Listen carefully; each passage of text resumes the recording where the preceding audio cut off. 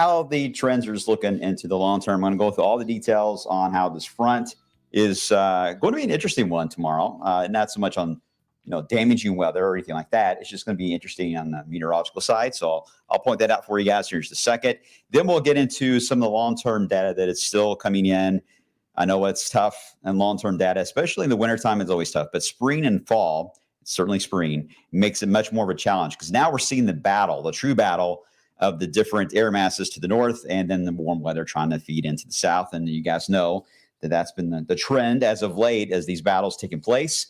Although really for the past, I would say week and a half, it's relatively quiet in the middle of the country. It's been much more active on the coastlines. These low pressures on the coast are really causing some big problems there. So we'll cover all that and more.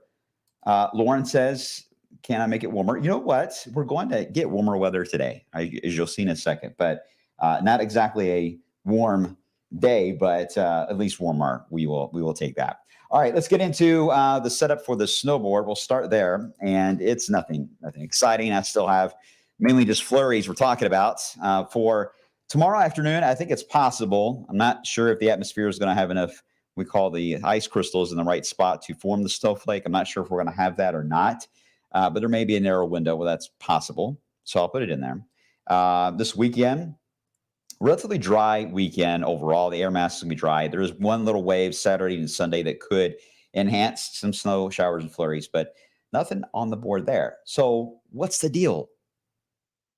What's the deal? Where is the snow that we're going to maybe get for the spring? We usually try to, snag and claim that it's part of winter. There are signs that we're getting perhaps into a pattern that may be a little more favorable for that at the very end of March. As I mentioned, it's going to be tough to get full-on spring here, guys. It's going to take some time. All right, let me explain. First off, it's not a bad day out there, right? We got some sun rays trying to get through the clouds. There are a lot of clouds, and it will be a cloudy day today. The only way we're going to get warm is just the south wind helping us out, pumping in that warmer moisture and temperatures right into the Ohio Valley. So that eventually is going to lead to rain, but at least we have some warm weather and you have to worry about wearing a heavy coat like you had to for this morning. All right, so let's run down actually the current numbers. 41 here in Louisville. I know we were cold this morning. We got 37 in Bedford, 35 in Bedford. Can't read. You guys know I'm getting old, right?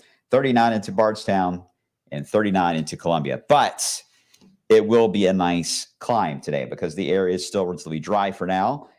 So as we get into the afternoon, 60s are on the table. Now, once we get into this evening and late afternoon, we start to worry about the chance for some rain to start to interrupt our nice day. This is the view from space, the visible satellite. You can't really tell too much from this because the sun hasn't been up that long, thanks to daylight saving time. We're a little later now with the blog. But anyway, you get the idea that there is a cloudy sky, overcast conditions. You see a little bit of rain trying to form on the very western side of the area. That's part of the main system itself that is moving to the east. Now, this rain on the leading edge is really battling some dry air. Not all of this is going to reach the ground, but it will light up the radar. And I think Indiana, near Louisville, we may see some of that green as early as the afternoon commute. We may see that. Now, it may be tough to initially get it to the ground, but I do think the atmosphere will catch up and we'll end up with some showers for this evening. That is likely. There's the snow on the backside there. Now, severe weather is another big story with the system. I mean, it's going to be a big severe weather event, looks like, for Dallas again. Dallas and Fort Worth have been really hit hard here lately, but southern Oklahoma, northern Texas, and then they fade out into Arkansas. We're not worried about that here. All the energy, the fuel you need, ingredients for severe weather, all of that is aiming southeast, not due east into our area because the front itself is so tilted in the Ohio Valley. It's more like an angle or like a slash there on your keyboard. It's very, very tilted and it's collapsing. So it will become a little more horizontal by tomorrow. So because it is falling over, it is pushing the severe threat also down to the Gulf states and not into the Ohio Valley. Does that make sense? So Ashley, where are you at? I know you're in here. Ashley, you're good. You don't have to worry about it for severe weather there. All right. So, Ima, did your fur babies do okay in surgery yesterday? Thank you for asking. They did. They're heavily drugged today, but they're good. They're at home and they're eating, so that's a good sign. but they had a lot of dental work done and lost, unfortunately, quite a few teeth. So I'll show you guys pictures soon because Dobie's smile, my Yorkie poo, his smile is a little different now, but it's very adorable, very adorable. Dental health, very important with dogs, especially little dogs. All right, so what's going to happen here? Well, first off, let me show you Futurecast. You see the numbers? Hopefully you can. That's the temperature in the circle. Again, we're talking about 60s this afternoon. Then you start to get those green blobs popping in on the radar this afternoon. Again, some of this may not reach the ground for the first 1 hour of it, but it will start to take over, and we're in for a rainy night tonight. This is at just after midnight. You should hear the rain pouring on the roof at that point. Maybe a rumble of thunder. It's possible, but most of this is going to be just a calm rain. Now, I will say that there will be a lot of wind with this system. And no, it's not like the windstorm of what we had a couple weeks ago, but it will have a windy scenario for us. And that wind eventually will switch directions from south to the west. And you see this green line right here. That's the actual front. So the rain is way over here ahead of it.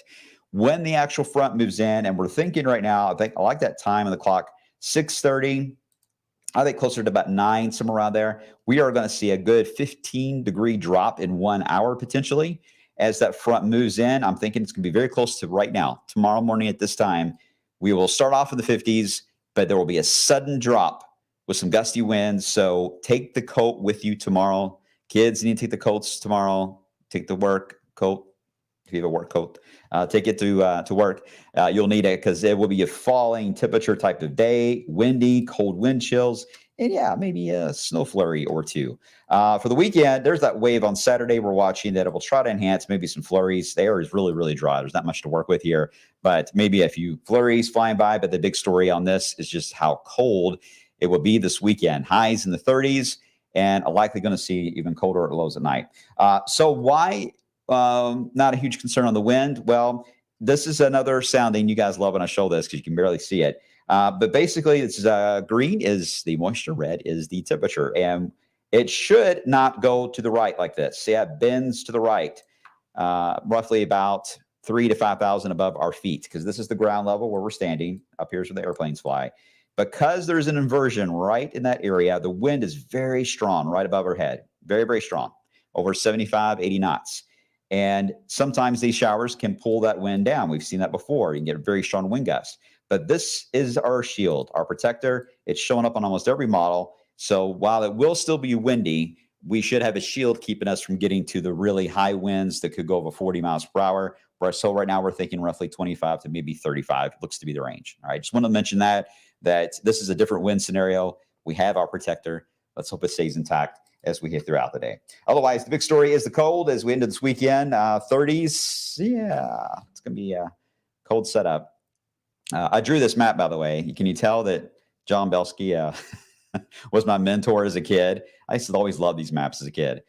Just the temperature map, all the colors on it. I loved it. All right, 30s here, 40s to the south. Here's the thing. At night, we're going to get really, really cold. I think it's going to be colder than what we had this week. So we may end up with 2 nights with temperatures in the teens and lower 20s. So very, very cold. So keep that in mind for Saturday and Sunday. Then after that, we try to warm back up again. There's that coastal low that we were really worried about, like, a week ago, that may try to sneak in. Look how far east it really will be. I don't know if it's going to be as east as the Euro has it, but I do think it's going to be a pretty potent low for the Carolinas. A lot of beaches will be slammed with an onshore flow. So if you have friends going there for spring break or what have you, not the best of outlooks here for Monday and Tuesday for the Carolinas, even in Tybee Island there into Georgia. All right, that moves on by. Then we get into a warm surge. I do think 70 degrees is reachable with this, but just like the last system, it is tilting. You're getting these low pressures moving in, and then they become slanted, and basically the severe threat forms in the same spot like it is today, and it gets pushed to the southeast. So that, once again, would take away our severe potential. The reason for all this, and let me see if I can adjust the map. I can. Good. All right. There is a lot of blocking going on right here in this part of the Atlantic in eastern Canada. There's a lot of blocking, too, going on into western Canada. So we're getting a lot of these storms that are coming in, hitting California very, very hard. They roll out. They're strong. They get to the Midwest, but then the block is in their way as they head eastbound. So then they just slow down. and become occluded, basically. Just areas of low pressure in the front detaches and heads to the southeast. That's kind of the pattern we're stuck in, and I think that's going to be the pattern for the rest of the month of March. What does that mean for us? Overall, nothing major, all right? When these low pressures slow down like that, you don't really get a lot of activity in the Ohio Valley. The only thing we're going to have to watch is when that front ever detaches from any low pressure and moves across the deep south and the Gulf, it is still prime for a low to develop and react to that and try to cut into the Ohio Valley or the Appalachians. That potential is still on the table, and I think it's still going to be on the table for a while until we get out of this pattern. I don't see anything like that happening in our 10-day, but maybe beyond that. And the matrix, the Euro matrix, no chances. Doesn't really show much on the flurry side in the short term, but it does have a lot of activity around March 25th. Again, don't look at the specific numbers. That isn't always correct.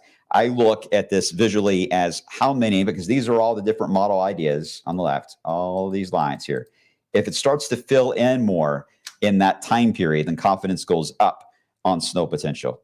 It's not exactly filled in. It's kind of blotchy, right? But it's there. And it's late March, and it's on the Euro model. That tells me that we're still going to have some winter fun and games to fight ahead. All right, so there you go. That's the storyline over the next 10 days. Johnny, what do you think the rain totals will be? We're thinking right now about a half inch is pretty solid number to go with in most areas. Some could go up to about 3/4, but I think a half inch is pretty solid on this one. So not enough to cause a lot of problems, which is good. All right, I'm liking that. All right. Oh, Ashley is here. Hi, Ashley. Glad you're there. All right. No questions? All right, guys. Everyone's quiet today. Get out there and try to enjoy it. I know the allergy pollen count is high. Oh, wait a minute. Courtney, is the polar vortex still at play?